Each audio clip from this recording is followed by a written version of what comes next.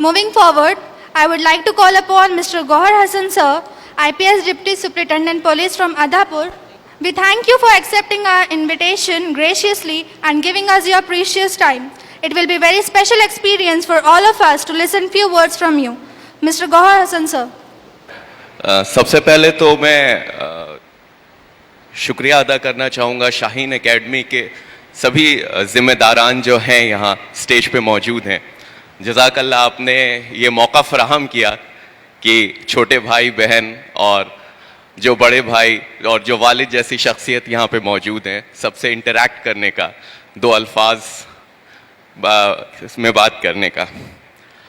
मेरा नाम गौहर हसन है, मेरा ताल्लुक़ बिहार से है और मैंने 2019 में यूपीएससी सिविल सर्विसेज का एग्ज़ाम क्वालिफाई किया था और मेरी 137th रैंक थी और उसके थ्रू मुझे इंडियन पुलिस सर्विस एलोकेट हुई।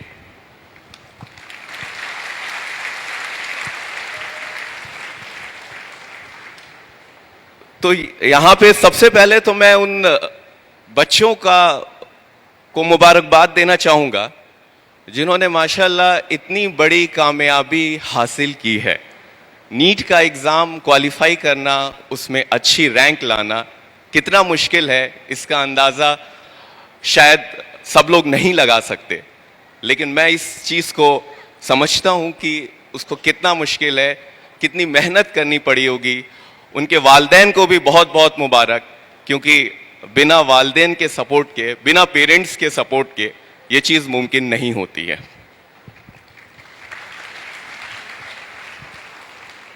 मेरा ख्याल है मैं बस आज थोड़ी बात करने आया हूँ, ऐसा नहीं कि मैं कुछ सरमन देता हूँ या आप। आज से 2-4 साल पहले मैं भी ऐसे ही बैठा रहता था, बड़े लोग यहाँ पे मौजूद हैं, लेकिन मेरा ख्याल है कि यहाँ पे 3-4 तरह के बच्चों में लोग बैठे हुए हैं।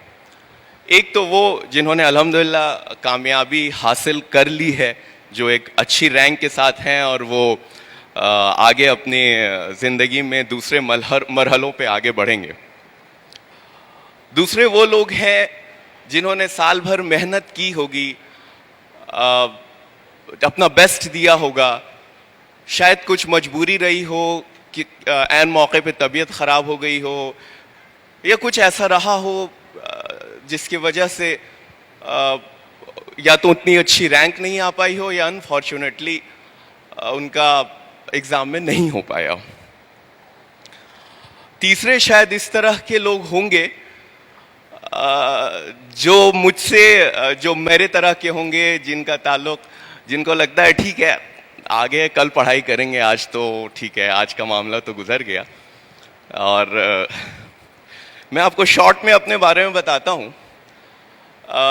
मेरे 4 भाई बहन हैं और उनमें से सबसे नकारा मैं ही था पढ़ने में। तो मेरे वालिद साहब जो कि प्रोफेसर थे, अल्लाह उन्हें जन्नत नसीब करे, उनका इंतकाल हो चुका है, वो हमेशा कहा करते थे कि आखिर मैंने ज़िंदगी में, बहुत नमाजी थे, बहुत परहेज़गार थे, ज़िंदगी में कभी एक पैसा उन्होंने ऐसा नहीं कमाया जिस पे उनको अफसोस हो सके। लेकिन वो मुझसे अक्सर कहा करते थे ये बात कि मैंने ज़िंदगी में आखिर ऐसी क्या गलती की है कि अल्लाह ने तुमको इस तरह का बना दिया। मैंने सीबीएसई से, मेरे ख्याल से ज़्यादातर लड़के यहाँ सीबीएसई के बैठे हुए होंगे, मैंने सीबीएसई से 10वीं 2 बार में पास किया था।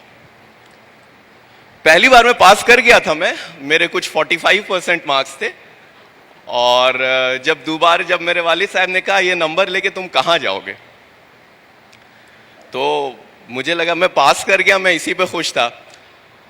लेकिन उनके बड़े इसरार करने पर मैंने दोबारा एग्ज़ाम दिया, तो आज भी मुझे याद है कि मेरे 70% मार्क्स आ गए थे, तो मेरे मोहल्ले में मिठाई बांटनी पड़ी।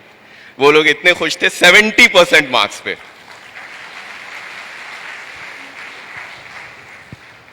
नीट हो गया, मेडिकल हो गया। उस वक्त में नीट नहीं हुआ करता था, मेरे ख्याल से प्री मेडिकल टेस्ट है, या इंजीनियरिंग के लिए उस वक्त में AIEEE हुआ करता था, मेरे ख्याल से, मुझे याद नहीं है, मुझे अंदाज़ा नहीं है कि आज के दौर में।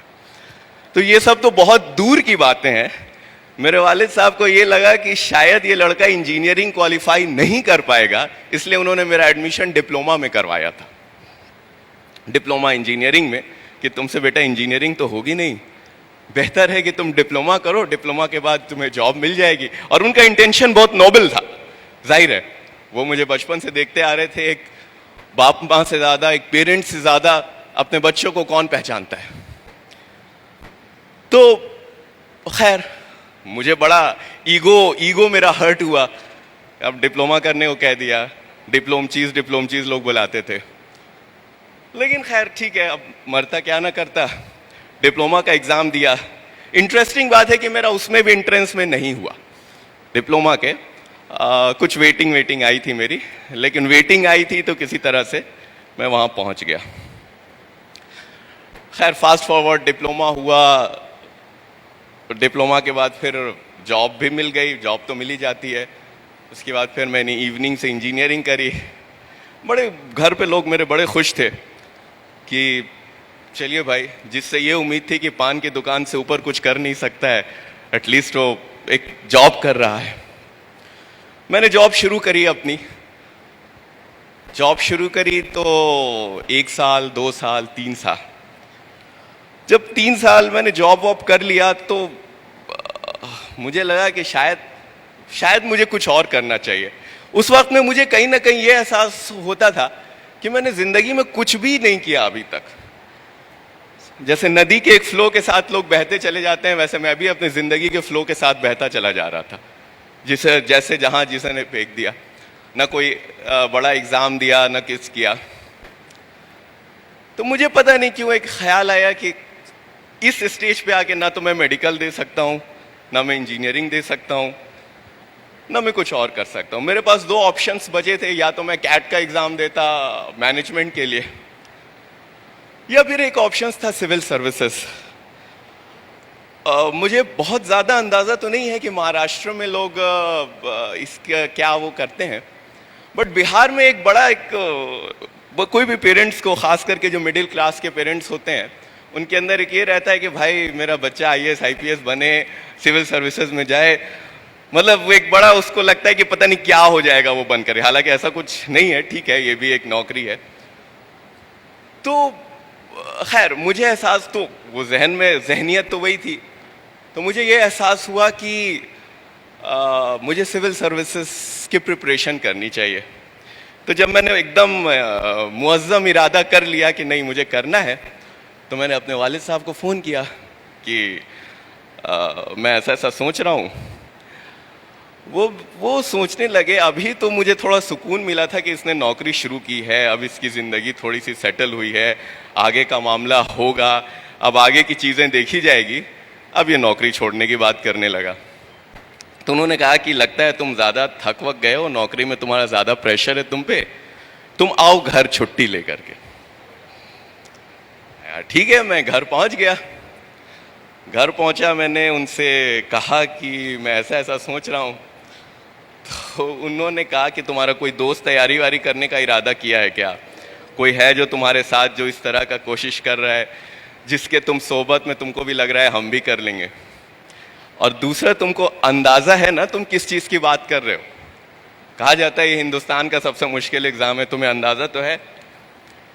तो नहीं हमको पता है, ये वो ऐसे वैसे। उन्होंने कहा कि देखो, मुझसे ज़्यादा खुश कोई नहीं होगा अगर तुम वाकई दिल से, अगर तुम्हारे अंदर इरादा है कि तुम इस तरह से कर सकते हो, लेकिन ऐसा ना हो कि 2 महीने बाद तुमको एहसास हो कि ये हमसे हो नहीं पा रहा है, तो ना खुदा ही मिले, ना विसाले सनम, ना इधर के रहे ना उधर के वाला मामला हो जाएगा। तो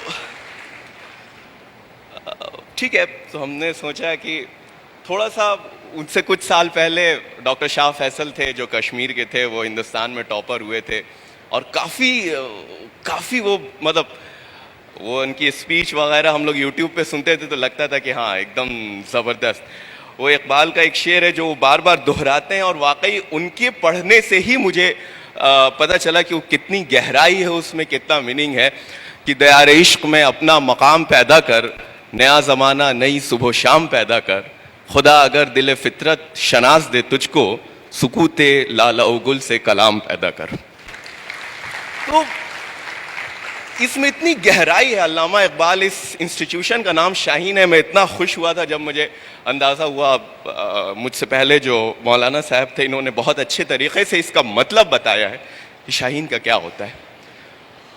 तो खैर वहाँ से मेरा एक सफ़र शुरू हुआ और आप यकीन मानिए कि मैंने इस तैयारी के दौरान लिखना सीखा, पढ़ना सीखा, टेबल कुर्सी पे बैठना सीखा। इससे पहले मुझे वो भी नहीं आता था, बेसिक्स जो होता था।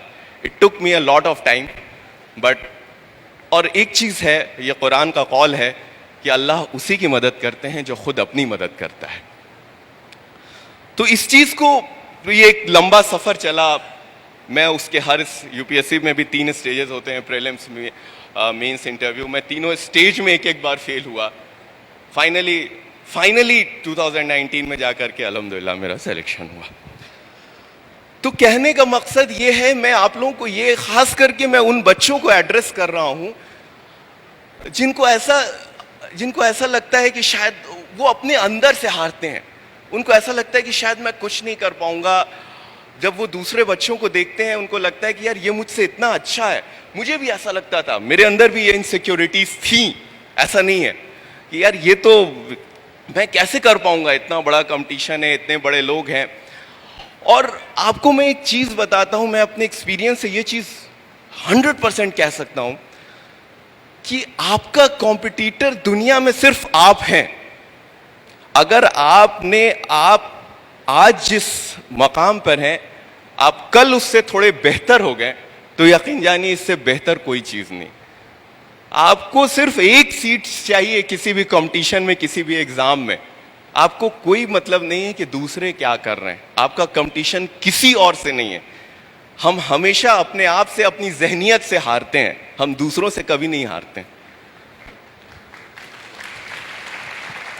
अपने दिल पे हाथ रख के आप सारे के सारे एस्पिरेंट सोचिए कि जब आप जाकर के बैठते हैं एग्जाम में तो आपको पता होता है कि नहीं कि आपका सिलेक्शन हो रहा है या नहीं। आपको ये चीज आपके अंदर पता होती है कि yes, I am going to be there और नॉट। क्योंकि आपका दिल आपका आईना होता है। तो अपने आप से मत हारिए। जब मेरा इंटरव्यू में नहीं हुआ था, जिस साल मैंने इंटरव्यू दिया था, मेरे फादर का फोन आया मेरे पास। वो थे, जाहिर है एक वालिद है, एक बाप है, वो परेशान रहता है कि मेरा बच्चा परेशान होगा, नहीं हुआ है इसका। इस स्टेज तक आके ऐसा लगता है कि निवाला मुंह तक पहुंचा, फिर वहां से किसी ने खींच लिया। क्योंकि आप प्रीलिम्स निकालते हैं, मेंस निकालते हैं, लास्ट स्टेज तक पहुंचते हैं। लेकिन मैंने उसी टाइम उनसे कहा था कि मुझे ये अब यकीन है कि अगले साल इंशाल्लाह मेरा इस लिस्ट में होगा। और मैंने उसी माइंडसेट से, उसी जज्बे से उस पूरे अगले साल की तैयारी करी। और आपको मैं सही बताऊं, जब अगले साल का रिजल्ट आया, मैं रिजल्ट खोल ही रहा था कि इस बीच में मेरे दोस्त का फोन आया। यूपीएससी आजकल नाम के साथ लिस्ट शाये करता है। तो मैंने उससे फोन पे यही बोला कि मुझे ये तो पता है कि मेरा लिस्ट में नाम है, मुझे रैंक बताओ कि मेरी कितनी रैंक है।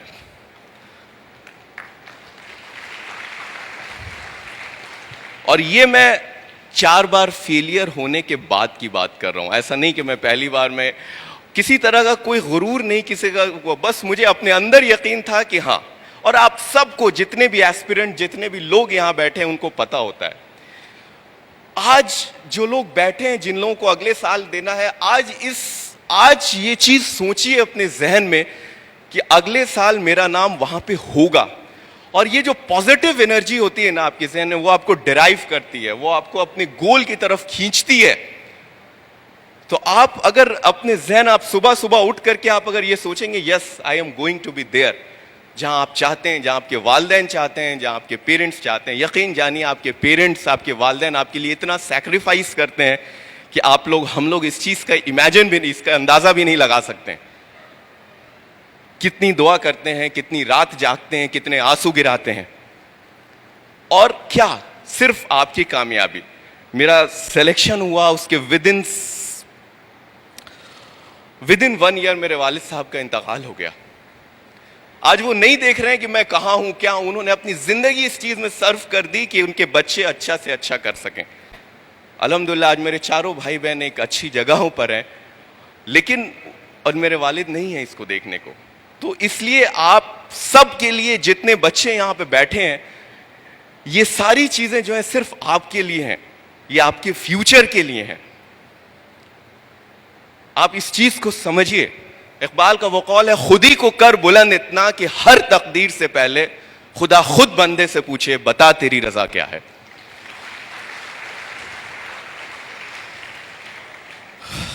तो मुझे बहुत ज्यादा कुछ नहीं कहना है, और थोड़ा सा मैं पेरेंट्स जो हैं यहां बैठे हैं उनको भी मैं एक चीज कहना चाहूंगा, अपने बच्चों पे हार मत मानिए। अगर आपका बच्चा अच्छा नहीं भी कर पाया किसी वजह से, मैंने आपको बताया मैं शुरू से किस तरह का स्टूडेंट था।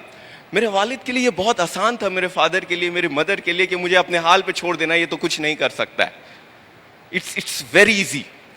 या फिर खुद हार जाना कि भाई मुझसे जो हो सकता था। लेकिन constantly since childhood he tried to motivate me, he tried to promote me, he tried to give everything. तो अपने बच्चों पे कब अल्लाह उसका जहन कब खोल दे, कब उसको आगे बढ़ा दे, ये किसी को नहीं पता होता है। तो आप लोग भी ज्यादा से ज्यादा कोशिश करते रहें अपने बच्चों को आगे बढ़ाने की। अल्लाह से दुआ करते रहें कि नहीं ठीक है, जब और कर सकते हैं तो आपके बच्चे भी कर सकते हैं, सब लोग कर सकते हैं। तो इसलिए ऐसा नहीं है कि कोई भी इस हॉल में जितने एस्पिरेंट बैठे हैं, जितने बच्चे बैठे हैं, सब लोग सब कुछ वो सारा मुकाम पा सकते हैं जो आप चाहते हैं, जो आप करते हैं, जो आपके दिल में है कि नहीं मुझे ये करना है। दुनिया में कोई भी चीज मुश्किल नहीं है। मैं तैयारी करने से पहले मुझे कह देता कोई कि आप आधा पैराग्राफ किसी टॉपिक पे लिख दीजिए, तो शायद मैं नहीं लिख सकता था। अब मेरे वालिद ने मुझसे कह दिया कि तुम उर्दू सब्जेक्ट लेके लिखो। यकीन जानिए मुझे उर्दू का इमला तक सही लिखने नहीं आता था, लेकिन उन्होंने कह दिया। मेरे जहन में भी क्या हो गया, मुझे जाहिर है मुझे वक्त लगा, मुझे मेहनत करनी पड़ी, सारा वक्त सारी चीजें उसमें गुजरी। लेकिन एक ऐसा दौर भी था जिसमें मेरा ऑल इंडिया हाईएस्ट मार्क्स थे उस सब्जेक्ट में।